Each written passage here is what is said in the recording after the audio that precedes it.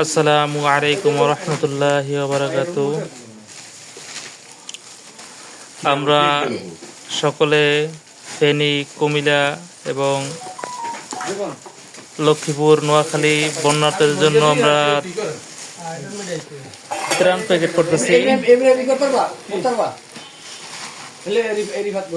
ইনশাল্লাহ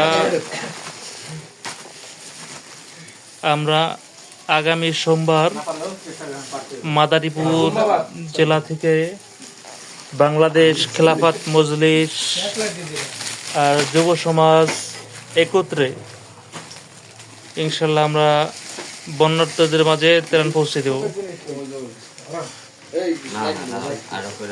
আপনারা সকলে আমাদের জন্য দোয়া করবেন এবং বন্যার্থ এলাকার মানুষের জন্য দোয়া করবেন যে আল্লাহ তাআলা খুব শীঘ্রই তাদের